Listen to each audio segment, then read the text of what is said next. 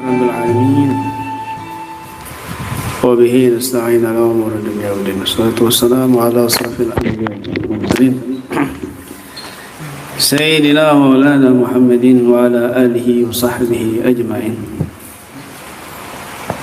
Wala hawla wala quwwata illa billahil aliyyil azim. قال المصنف رحمه الله ونفعنا به وبعلومه في الدارين آمين يا رب العالمين.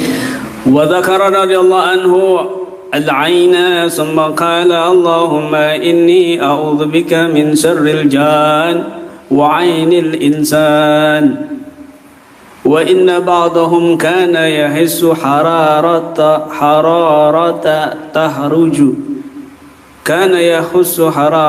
تخرج من عينه ثم قال كل متعلق بشيء يكون راغبا فيه ورغبة الإنسان تتلف. ما شاء الله.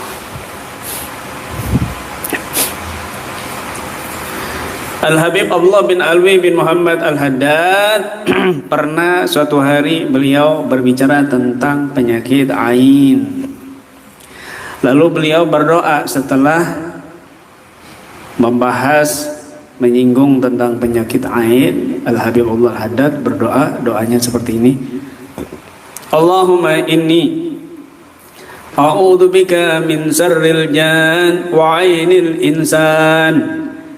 Ya Allah, sesungguhnya aku berlindung kepadamu dari keburukan, dari kejahatan, dari bahaya jin dan pandangan manusia. Kenapa? Karena sebagian mereka konon merasakan panas yang keluar dari matanya. Kemudian Al-Habib Allah Al-Haddad berkata, kullu muta'alliqin bi syai'in yakunu ragiban fih. Segala sesuatu yang berkaitan, yang terikat, yang terhubung dengan sesuatu, maka dia akan disukai.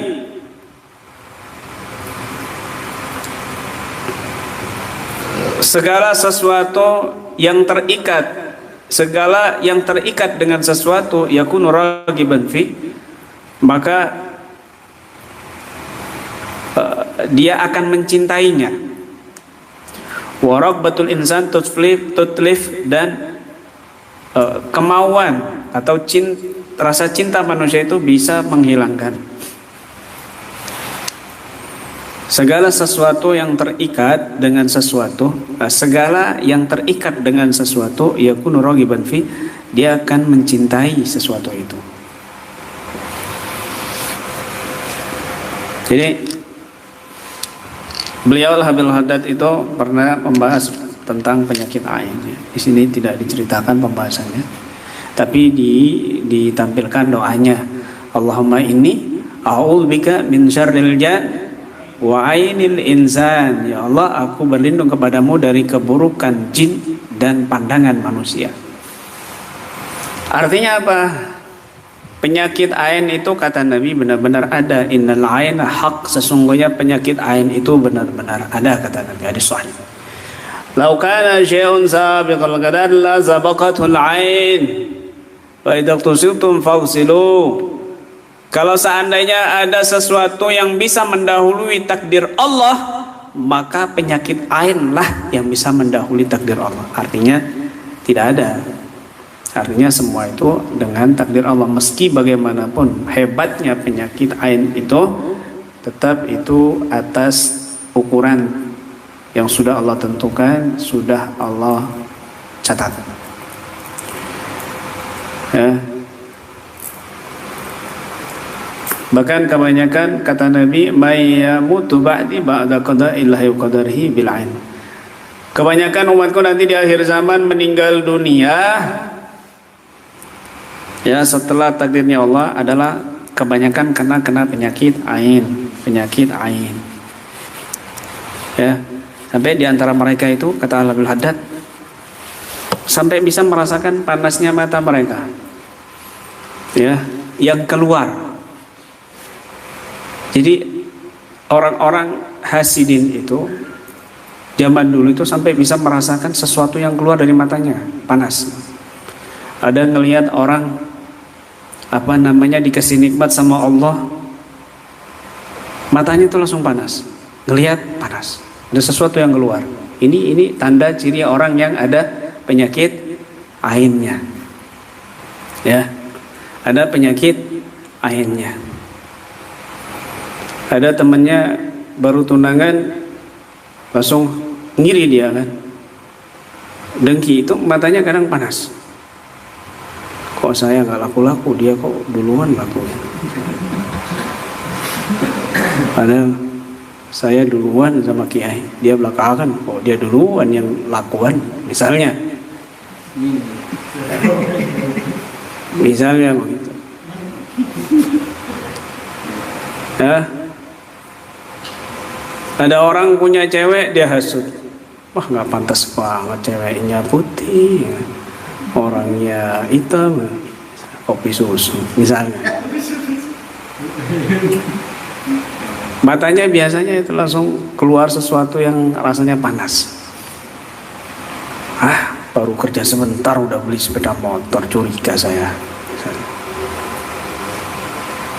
Pokoknya orang ini selalu memperhatikan nikmatnya orang lain. Nikmatnya orang lain, alias dia tidak ridho dengan nikmatnya orang lain.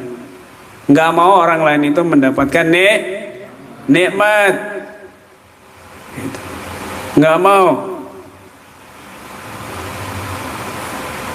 Ini biasanya kenapa kok panas? Karena setan saat itu memasukkan virusnya melalui pandangan manusia yang hasud. Makanya Allah memerintahkan kita untuk berlindung dari orang yang hasud. Wa min syarri hasidin idza hasad. Dan dari keburukan orang yang hasud, apalagi idza hasada, ketika dia melakukan perbuatan hasudnya, maka apapun akan dia lakukan demi memusnahkan kenikmatan yang orang lain dapat. Nauzubillah min dzalik.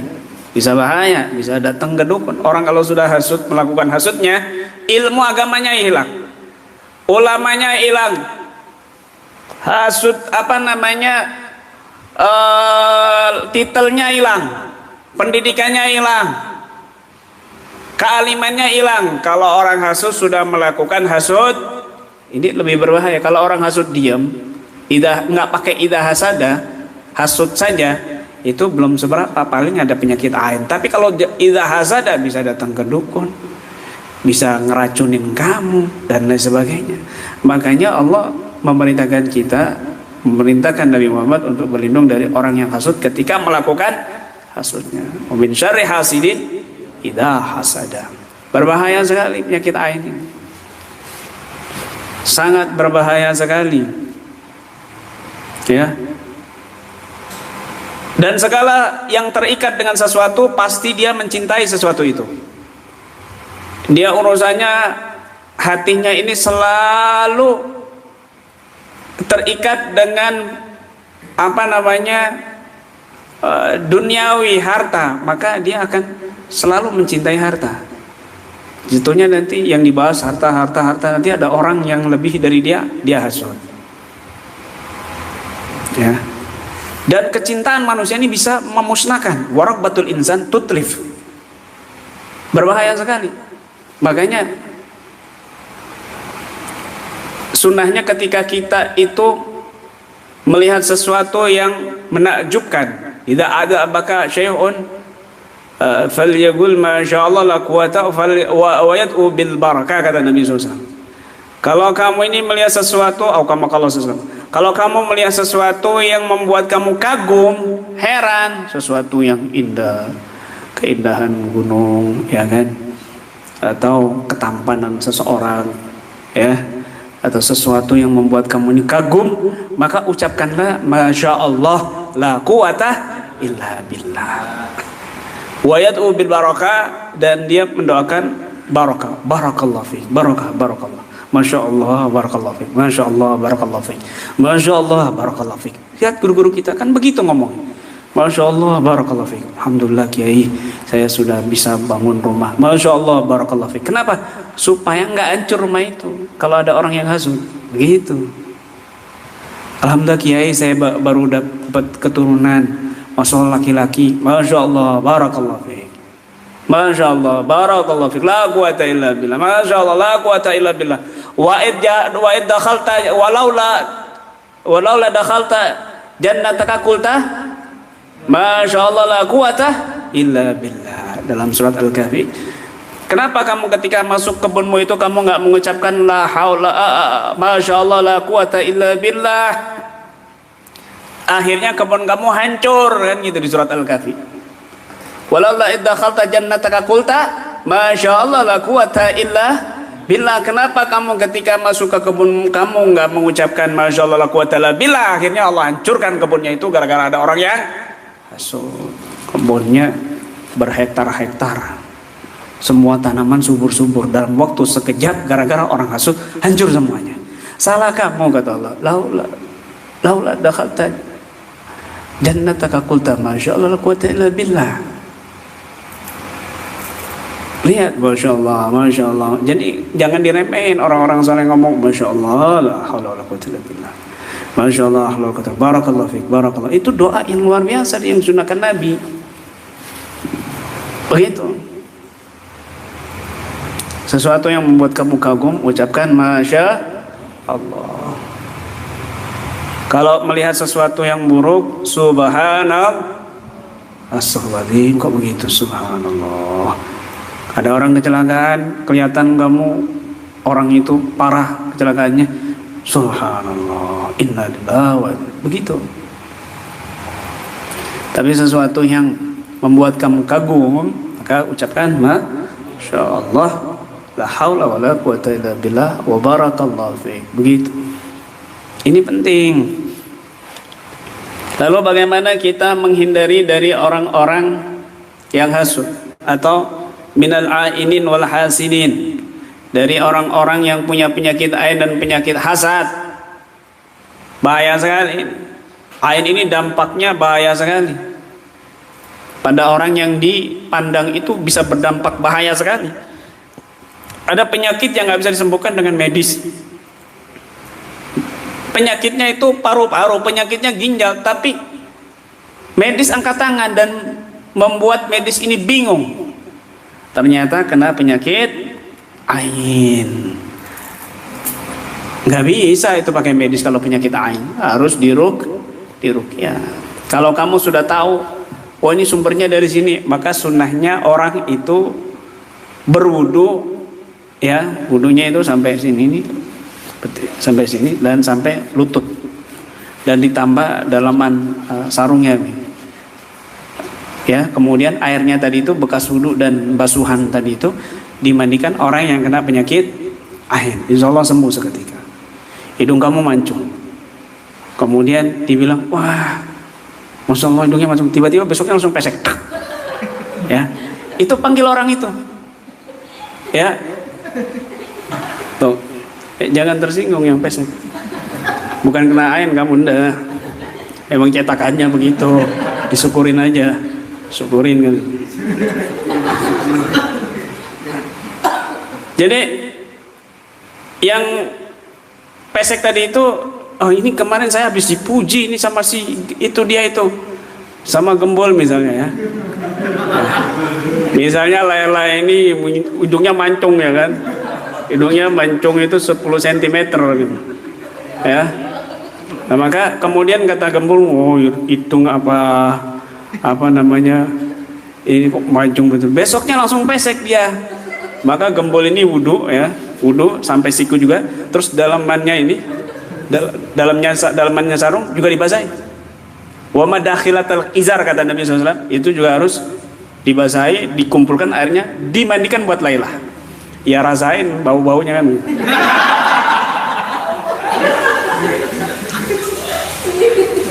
Itu langsung mancung lagi besok. Iya ini beneran nggak bohong ini. Memang begitu caranya. Kalau sudah dipastikan tahu siapa penyebabnya, penyumber ainnya itu siapa. Itu pernah terjadi di zaman sahabat. Begitu. Dan itu di zaman Nabi juga. Kalau kamu nggak tahu, misalnya siapa penyebab saya bikin. Ini saya dulu kiai, asalnya saya ini putih kiai. Karena dipuji-puji sama orang-orang, Masya Allah kamu kok putih banget, jadi hitam saya. Ya kan? Wah ini siapa yang muji kamu? Ya banyak orang kiai. Ya nggak bisa kamu semua orang suruh mandi kan begitu. Nggak bisa begitu ya. Jadi harus apa namanya, harus baca doa.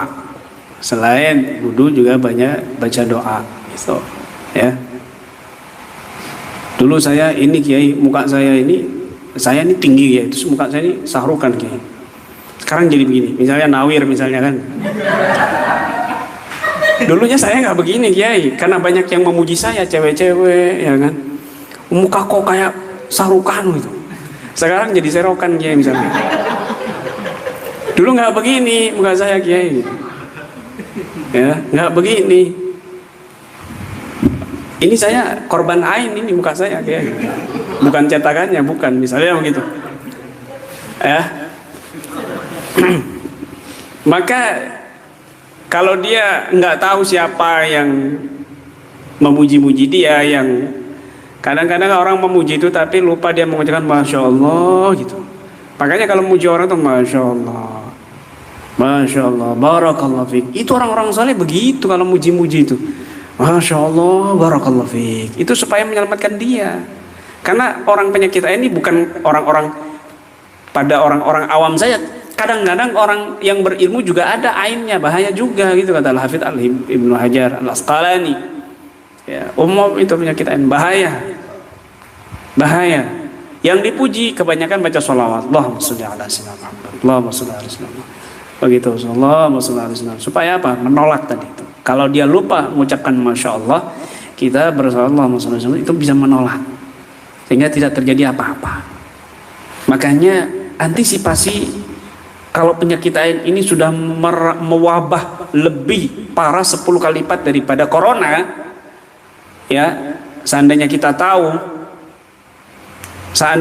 tahu bahwa virus ain ini lebih parah berlipat-lipat daripada virus corona. Kenapa? Nabi sendiri mengatakan aktsar ma yamutu ba'di min ummati ba'da qadari bil ain. Kebanyakan umatku meninggal di akhir zaman nanti karena penyakit ain. Kalau di ini kan presentasikan mungkin bisa 60% lah orang mati karena penyakit ain gitu. Ya, penyakit ain. Kalau penyakit hasut itu kebanyakan itu kan di badan terasa, lemas, pusing tapi nggak hilang-hilang, migrain nggak hilang-hilang. Ini kena penyakit hasut. Kalau penyakit ain, ya, kalau rumah misalnya dihasutin orang itu terasa rumah itu sempit, panas, nggak betah, dia pinginnya tuh keluar. Ini hasut itu.